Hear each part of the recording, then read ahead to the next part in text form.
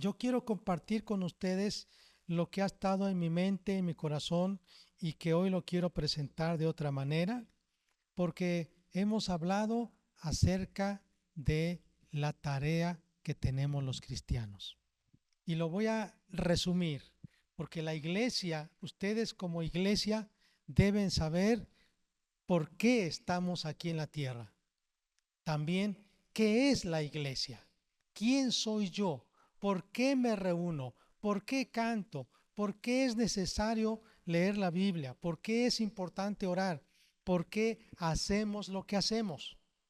Y entonces ya hemos dicho, la iglesia tiene un propósito y yo lo divido en tres con la letra E. Hacia arriba, exaltar a Dios. Hacia adentro, a la iglesia, edificar la iglesia. Y hacia afuera, evangelizar al mundo. Entonces hablamos de tres: arriba, adentro y afuera. Arriba, hacia Dios, exaltarlo. Hacia adentro, edificar la iglesia, a los creyentes. Hacia afuera, evangelizar a los perdidos.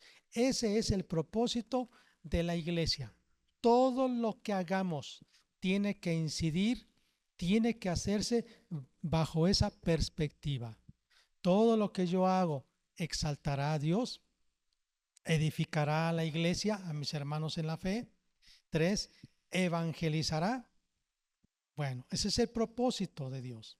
Pero también como iglesia, nosotros tenemos 5 propósitos en nuestra labor como iglesia. Es decir, esta iglesia tiene 5 propósitos para existir. El primer propósito es adoración. Nosotros fuimos creados para adorar a Dios. Fuimos hechos para alabanza de su gloria. Entonces, adoración. Segundo, edificación, o también le llamamos discipulado. Dios nos llamó para que nosotros crezcamos en la fe, crezcamos en la gracia de Dios, seamos discípulos. Tres, no solo eso, sino también que tengamos comunión.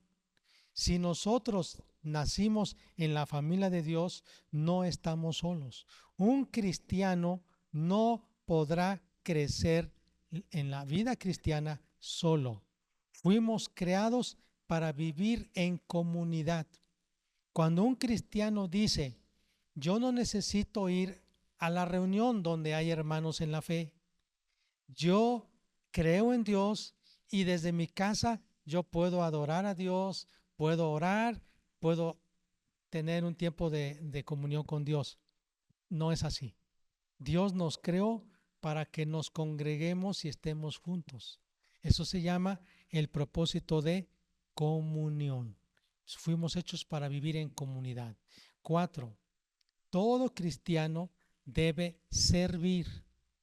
La iglesia, todos, cuando hablamos de la iglesia, no hablamos de un edificio de físico como templo, hablamos de un organismo viviente, que la iglesia es todo el conjunto de hombres y mujeres que han sido salvos, nacidos de nuevo y que confesamos a Jesucristo como nuestro Señor y Salvador y que lo damos a conocer a otros y que obedecemos sus mandamientos. Esa es la iglesia.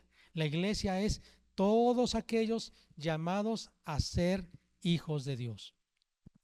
Tenemos un ministerio. Por lo menos hemos dicho que todo cristiano debe tener 2 ministerios, 2 dones. Primero, el don de dar.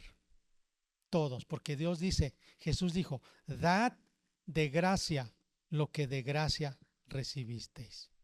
Nosotros recibimos la salvación gratis, sí cuesta, pero la recibimos gratis y la vamos a dar así. Es decir, cuando la llevamos a la gente, no le vamos a decir, te cobro tanto por darte el mensaje.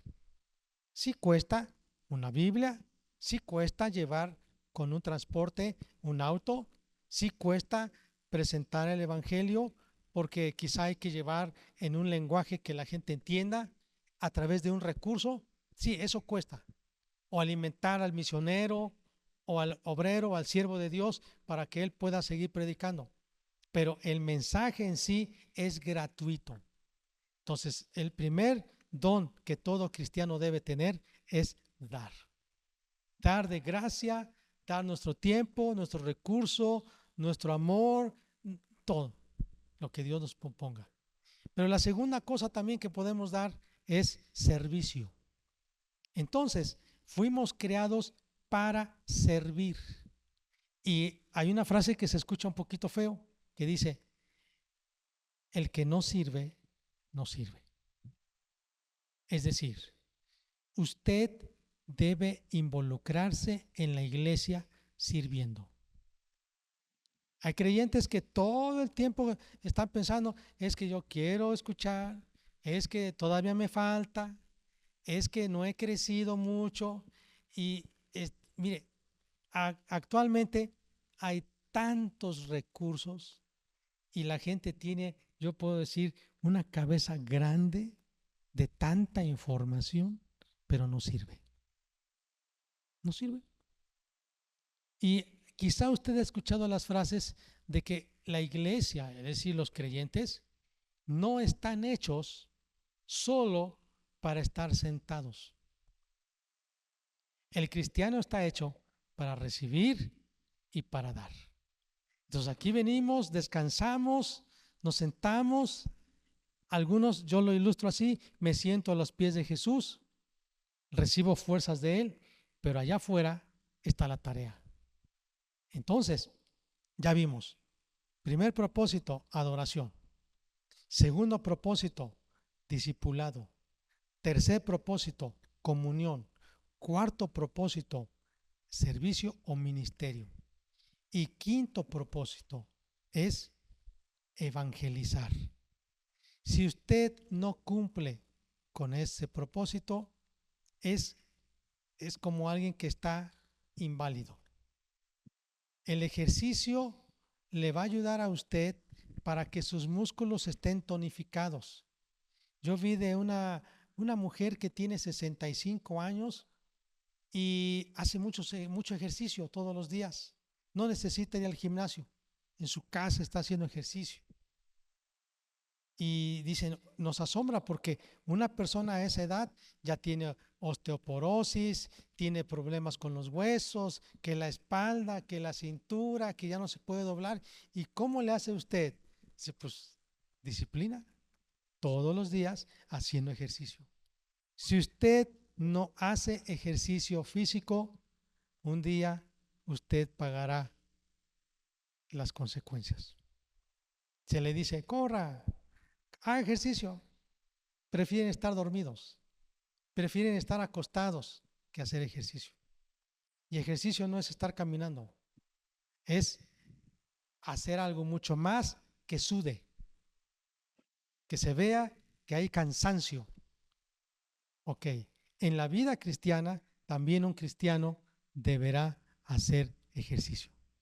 Y ejercicio no solo cuando servimos, sino cuando hablamos a otros de Cristo. Bueno, esto es cuando hablamos de los propósitos de la iglesia.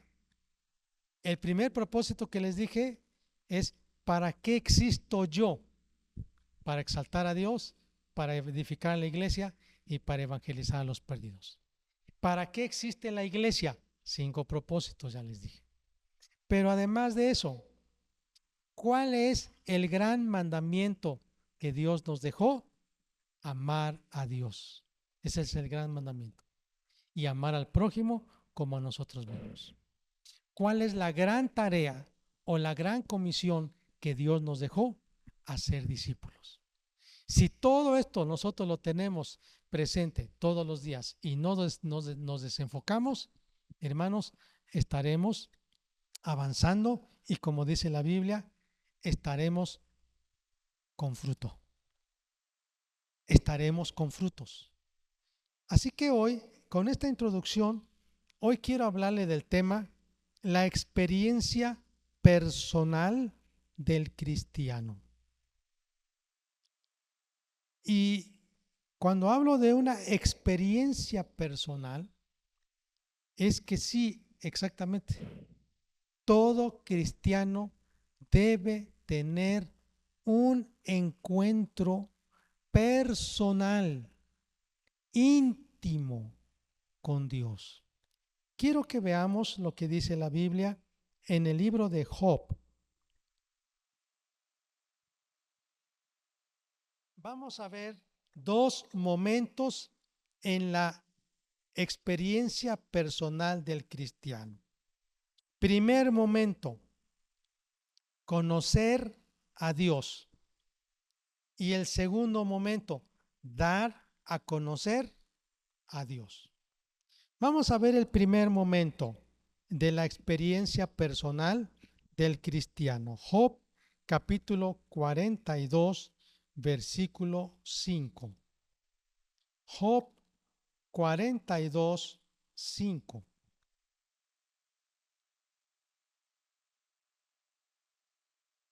Si lo tiene, puede unirse conmigo para leer Job 42, 5. De oídas te había oído, mas ahora mis ojos te ven. El libro de Job es uno de los libros más antiguos de la Biblia y está insertado en la sección de los libros poéticos. La Biblia no está ordenada de manera cronológica, sino de manera temática. Y este libro nos enseña cómo un hombre llegó a conocer a Dios. Él no entendía todo acerca de Dios, pero muchas veces, como a usted y a otros les ha pasado, a Job le pasó. Para conocer a Dios, muchas veces necesitamos estar bajo presión, bajo circunstancias adversas. Y Job tenía una batalla en su espíritu porque a pesar de que él creía en Dios, amaba a Dios, era un hombre temeroso de Dios, y él mismo decía, pues yo no he tratado mal a mis trabajadores, yo les he pagado su salario, he sido justo, yo no he sido un adúltero, mis ojos no han sido desleales con mi familia, mi esposa, yo no he visto con mala intención a otra mujer. ¿Por qué entonces estoy yo enfermo? Estaba sobre la ceniza y con un pedazo de teja se raspaba su piel que estaba llena de sarna. La Biblia nos dice que perdió a todos sus hijos, perdió todos sus bienes. Su esposa no lo comprendió y perdió su salud. Y la idea de ese tiempo, cuando había sufrimiento, era: tú sufres porque has hecho cosas malas. Y hoy en día todavía esa es la idea que la gente tiene. Tú sufres porque eres malo. Dios te está castigando. Entonces los amigos de Job se acercaron y le dijeron: tú perdiste todo, tus bienes, tu salud, tu familia, tu esposa, tus hijos, todo, porque eres pecador y Dios te está castigando. Y él trataba de defenderse y decir: no, yo no he hecho nada malo. Sin embargo, Dios lo fue llevando y se ve en esta historia al punto en que Job tuvo que reconocer: sí es cierto, yo no he pecado como otros, pero yo reconozco que por dentro sí hay pecado, que yo necesito un Salvador. Y entonces en este capítulo último de Job 42, él está expresando ahora su fe en Dios. ¿Cómo llegó al punto de decir, me humillo, reconozco mi condición y dice, antes yo te había oído, y repite, era como una cacofonía, de oídas te había oído, pero ahora te conozco? Entonces, yo creo que todos los cristianos tenemos, tenemos que pasar por esta experiencia, conocer a Dios. Y la palabra conocer en el hebreo es yada, con Y, yada. Significa intimidad. Y para conocer a Dios, entonces, no se trata de información. Hay mucha gente que tiene información acerca de Dios, pero no conoce a Dios. Vean lo que dice la Biblia en San Juan, capítulo 17, versículo 3. San Juan 17, versículo 3. Esta es la vida eterna, que te conozcan a ti, el único Dios verdadero, y a Jesucristo a quien has enviado. Para tener la vida eterna, hermanos, no es tener información acerca de Dios. No es haber terminado el instituto bíblico. No es haber terminado los cursos básicos de discipulado o de vida cristiana. No es haber asistido a la iglesia y aprenderse cantos, textos bíblicos. No. Dice la Biblia que te conozcan a ti. Y entonces otra vez se repite esta misma idea, que es una experiencia personal, íntima con Dios. Por eso es cierto cuando dice, Dios no tiene nietos. Es decir, un hombre acepta a Cristo Jesús, su vida es transformada y tiene hijos. Como él es temeroso de Dios, ama a Dios, entonces lleva a sus hijos a la iglesia y sus hijos asisten a las clases de la Biblia para niños. Su hijo está en la reunión, se aprende los cantos, sus padres lo llevan a él y ahí está. Y quizá sabe mucho de la cultura de una iglesia. Gloria a Dios, amén, Dios le bendiga, etcétera.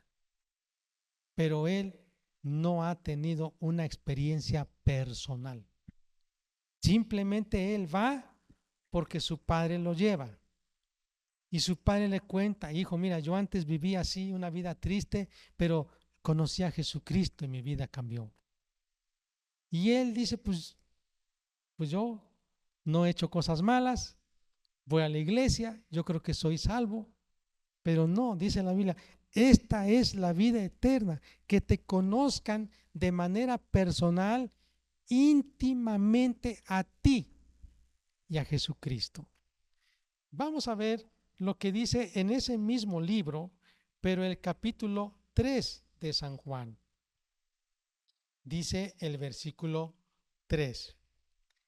Respondió Jesús y le dijo a Nicodemo, de cierto te digo, que el que no naciere de nuevo no puede ver el reino de Dios. ¿Cómo vamos a poder entrar al cielo?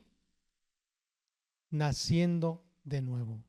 Es decir, esa es la experiencia personal de todo creyente es: yo nací de nuevo. Por eso asegúrese que usted nació de nuevo, que no sean información, nociones, saberes. Eso en el griego viene de la palabra gnosis. Gnosis significa noción, significa conocimiento o saber, pero de tipo informativo. Pero no hay una experiencia personal, no hay algo que diga: yo lo he vivido, en mí pasó algo, mi vida fue transformada, nací de nuevo. El viejo hombre ya no está. Hay un nuevo hombre creado en Cristo Jesús. Soy una nueva criatura. A ver, vamos a ver lo que dice la Biblia en segunda de Pedro, capítulo 3, versículo 18. Segunda de Pedro 3, 18. Antes bien, creced en la gracia y en el conocimiento de ¿quién?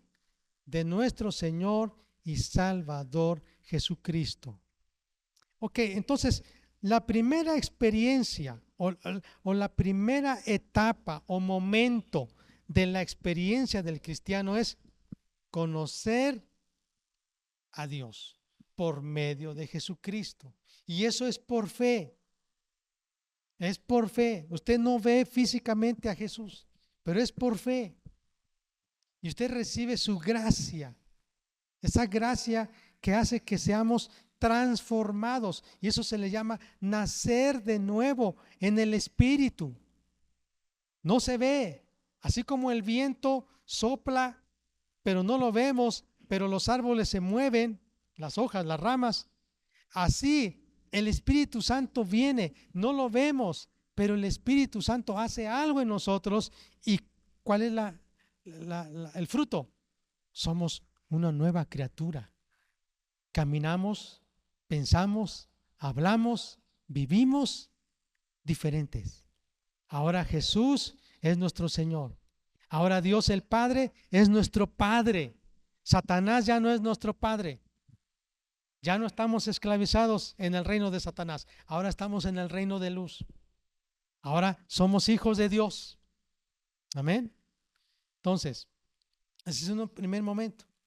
Pero ya que alguien conoció a Dios, tuvo un encuentro con Jesús, necesita crecer, crecer y crecer y crecer.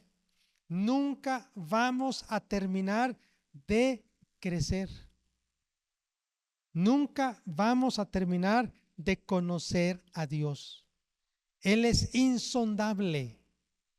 Y mire, hace un tiempo llegó un predicador a una iglesia grande y tuvo una reunión con el ministerio de alabanza en la iglesia.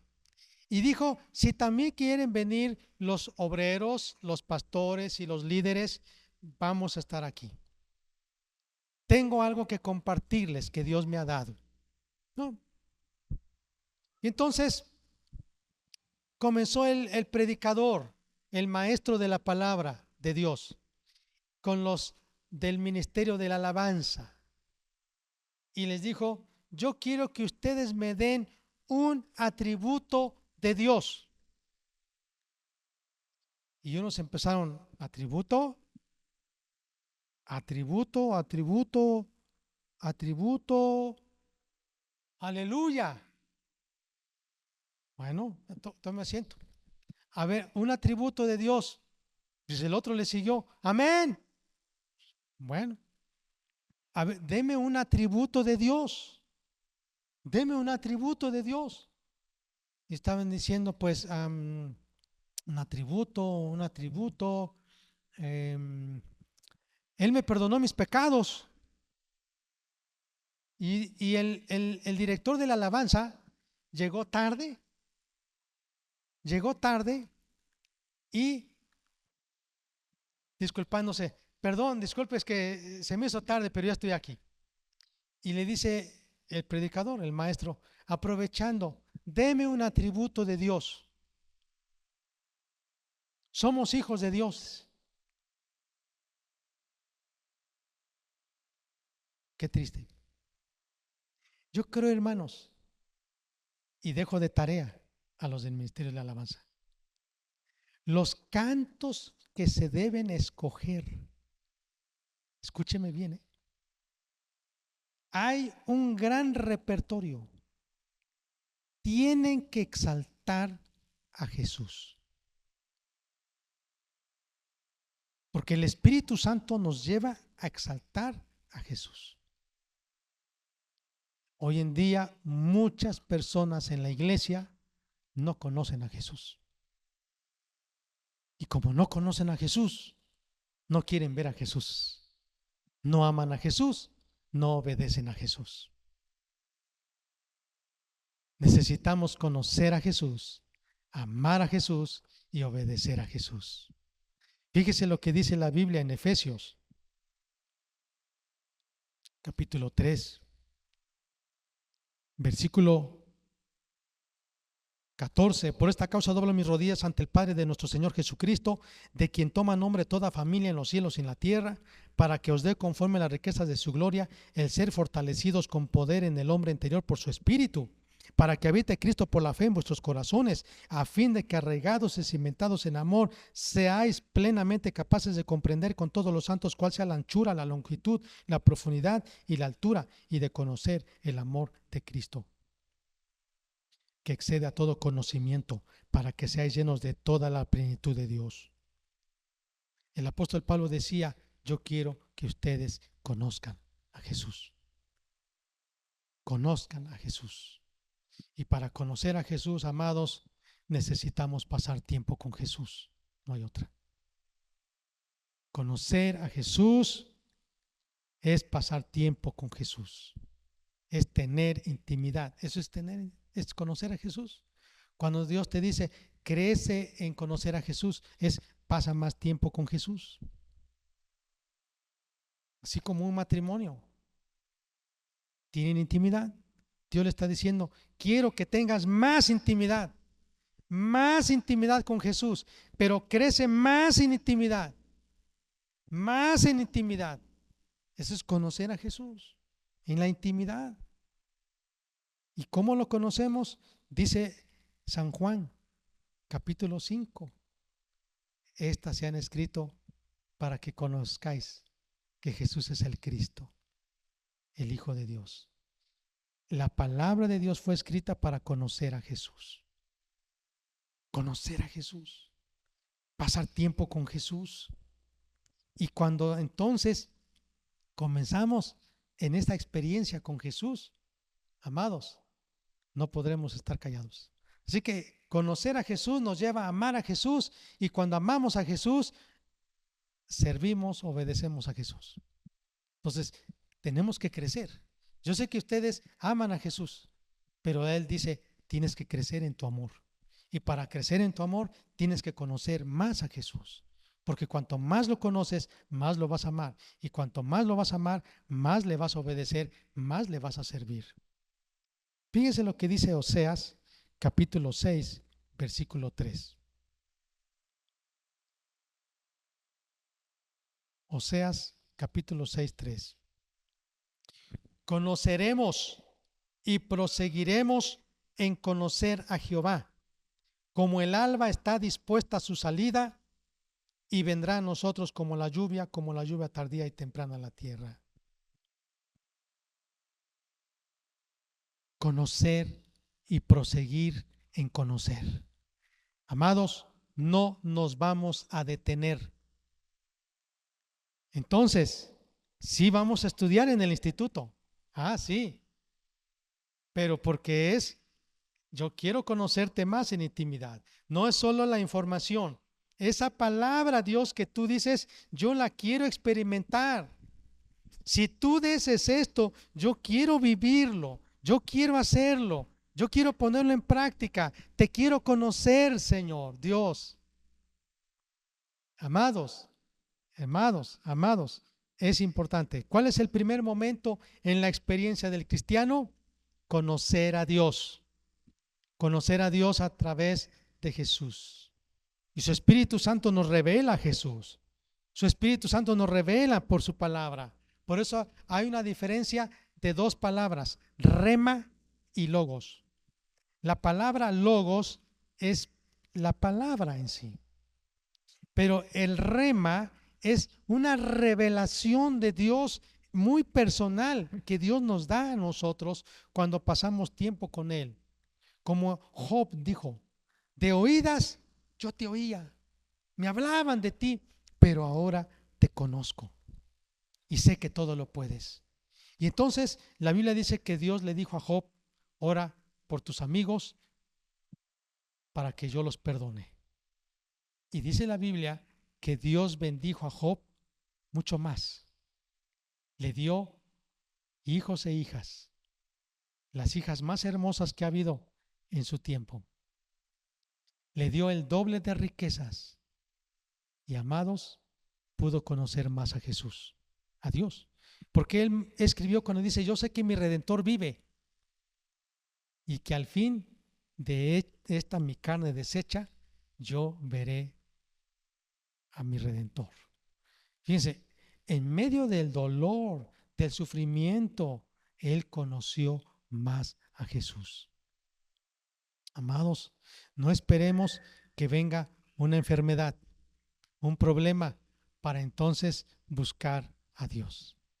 Ahora que estamos bien, vamos a conocerle y vamos a proceder en conocerle. La segunda fase o etapa del cristiano es dar a conocer a Dios. Y fíjese lo que dice San Marcos, capítulo 5, versículo 9. Marcos 5, 9. Dice, ¿cómo te llamas? Bueno, es un poquito más adelante, versículo 19. Mas Jesús no se lo permitió, sino que le dijo, vete a tu casa, a los tuyos, y cuéntales cuán grandes cosas el Señor ha hecho contigo y cómo ha tenido misericordia de ti.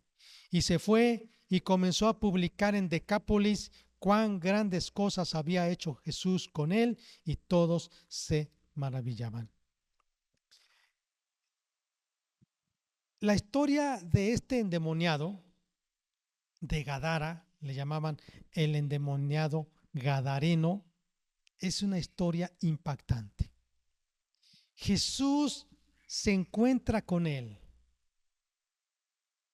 Él estaba desnudo en los sepulcros, no lo podían tener sujeto, rompía cadenas, ataduras, estaba loco, nadie podía acercarse a él, pero Jesús sí. Y Jesús se acercó a él, estaba endemoniado, pero Dios o Jesús lo libertó. Miles de demonios salieron. Dice la Biblia, vean la historia, se la voy a leer aquí en una parte. El versículo 13. Jesús le dio permiso a estos demonios que salieran. Y esos cerdos eran como 2000. Eran como 2000.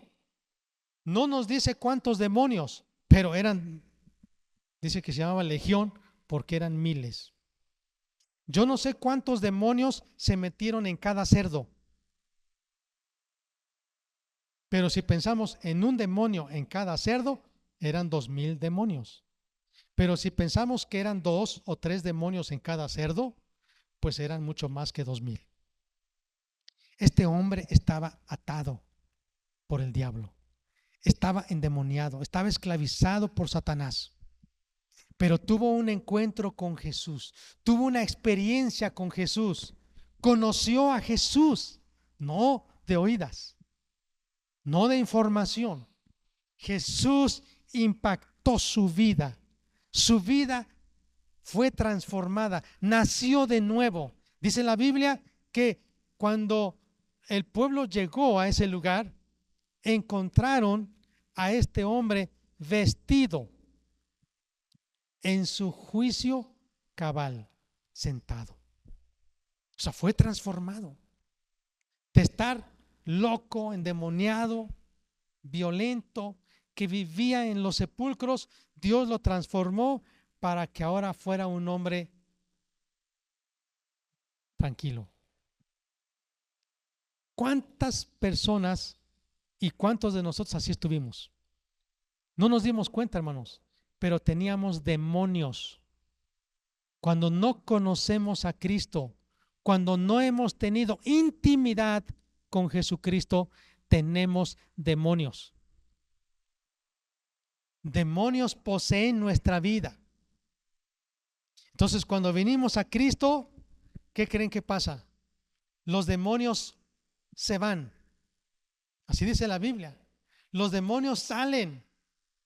Y nosotros tenemos que llenar nuestra vida del Espíritu Santo. Tenemos que llenar nuestra vida de la palabra de Dios. Tenemos que llenarnos de la presencia, de la gloria de Dios, del Espíritu Santo.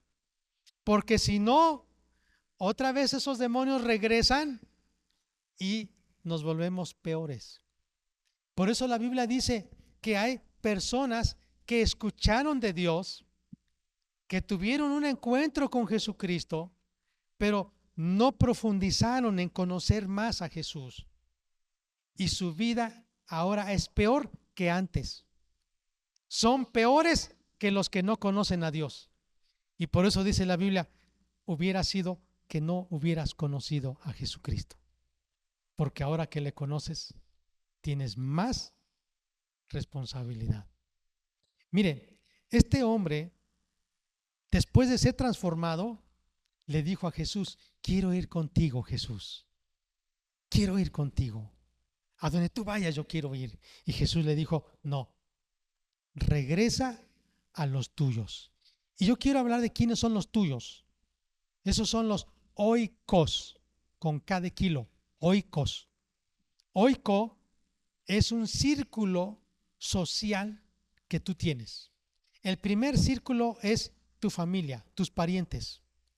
Ve a los tuyos, ve a tus papás, a tus hermanos, a tus hijos, a tus primos, a tus cuñados, a tus sobrinos. Ve a ellos, ve a tu familia, cuéntales cuán grandes cosas ha hecho Dios contigo. El segundo círculo social son los amigos. Ahí incluye compadres, amigos de infancia, amigos de juventud, amigos. Cuéntales a tus amigos. 3. El tercer círculo social es tus compañeros de escuela o de trabajo. Ve con ellos, háblales. Cuán grandes cosas ha hecho el Señor contigo. Y el siguiente círculo social son tus vecinos, con los que tú te saludas en la tienda, en la manzana, eres parte de un comité, en la calle te los encuentras continuamente, te subes al taxi, vas a la Suburban, etcétera. Vas a una oficina, al banco, a algún lugar, constantemente tú los saludas, es la gente con la que tú te relacionas por negocios, por compras, por ventas, por trámites todos los días. Cuéntale cuán grandes cosas ha hecho el Señor contigo. Entonces, miren, en Lucas 8:39 es la misma historia, pero aquí dice que eran 2 endemoniados. O sea que la Biblia nos habla de una experiencia de hombres y mujeres que fueron transformados por Jesucristo. 8:39. Vuelve a tu casa y cuenta cuán grandes cosas ha hecho Dios contigo. Y él se fue publicando por toda la ciudad cuán grandes cosas había hecho Jesús con él. Y por eso lo expresé. Dice, su casa pero también toda su familia, amigos, vecinos, toda la ciudad. Ahora quiero llevarles lo que dice en 2 capítulo 3, versículo 2. 2 Corintios 3:2. Nuestras cartas sois vosotros, escritas en nuestros corazones, conocidas y leídas por todos los hombres. La Biblia dice que la gente nos ve y sabe quiénes somos. Y esas cartas se deben leer. Debemos ser cartas abiertas que la gente pueda leer. Ahora, quizá algunos piensan, pues, que la gente me vea, que yo salgo de la escuela y llego a mi casa, que la gente me vea que no dije una blasfemia, una maldición, una grosería, que la gente me vea que yo soy amable y educado, que la gente me vea que yo pago mis impuestos, que la gente me vea que pues soy una persona respetuosa de la ley, que no me cruzo el semáforo en rojo, que la gente vea que yo obedezco a mis padres, que la gente vea que yo saco muy buenas calificaciones en la escuela, que la gente vea que yo hago obras de caridad, que la gente vea que yo soy muy amable con los niños, con los ancianos, que la gente vea que yo canto y que yo me reúno con otros en la iglesia. Eso está muy bien. Pero la Biblia dice, tenemos que abrir la boca. Porque si no abrimos la boca, no vamos a hablar. Dice, cuenta.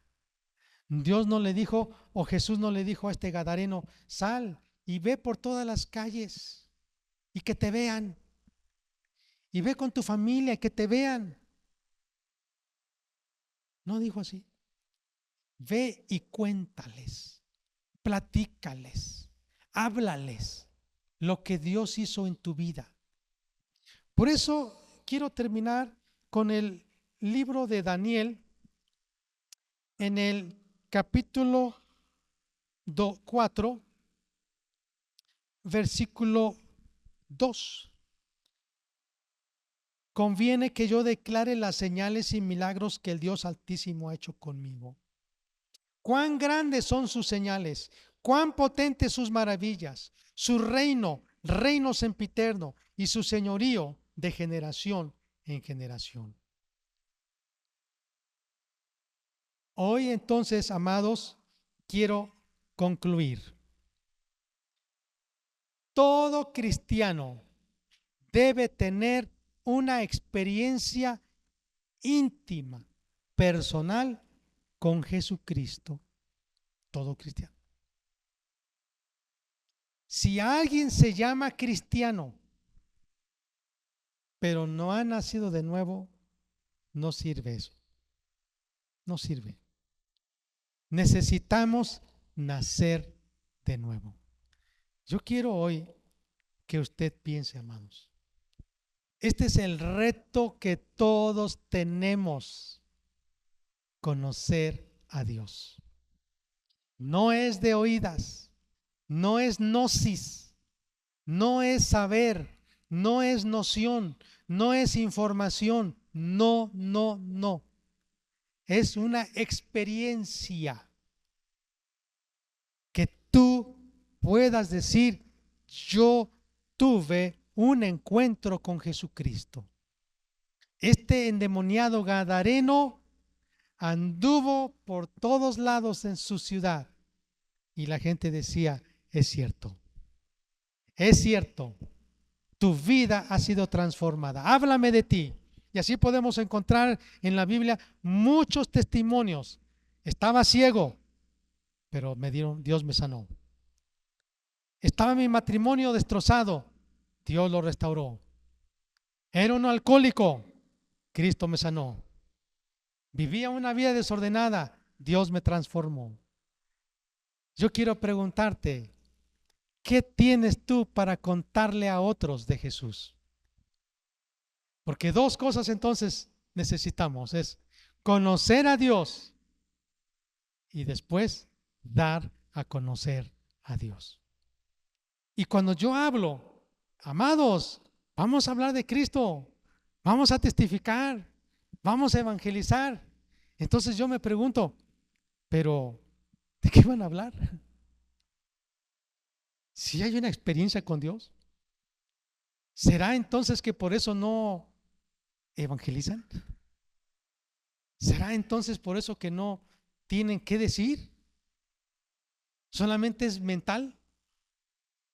Una ocasión estaba en el parque, en el Zócalo, en el jardín principal de la ciudad de Matamoros, Tamaulipas.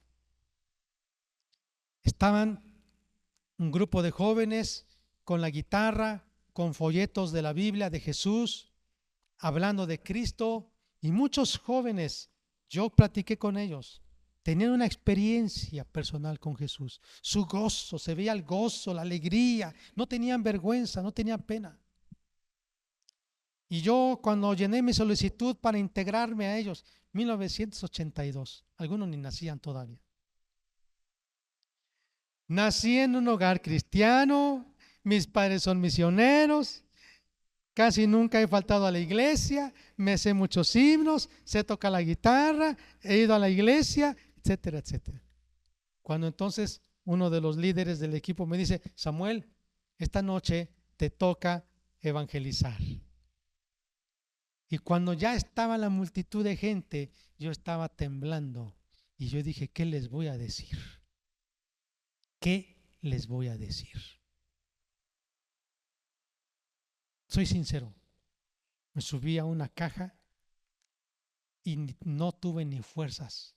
Creo que ni creía yo esas palabras de Romanos 3:23, porque la paga del pecado es la muerte, mas la dádiva de Dios es vida en Cristo Jesús.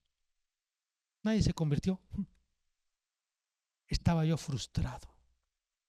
Llegué a donde estábamos hospedados y comencé a preguntarme. Y yo le decía, yo no te conozco. Tantas veces he ido a la iglesia, pero yo no te conozco. ¿Por qué otros cantan con gozo y con alegría? ¿Por qué sin pena hablan de Jesús y comparten lo que Jesús hizo en sus vidas? Y yo estoy aquí, no he robado, no he matado, no he engañado, no he violado, no he asaltado bancos. ¿Por qué me siento vacío? ¿Por qué soy así? Dios tuvo que hacer algo en mi vida. Amados, yo no sé cómo está usted, si trae información solamente o hay una experiencia personal, pero yo le invito, necesita usted tener una experiencia personal con Jesucristo. Amén. Gloria a Dios. Le invito a ponerse de pie.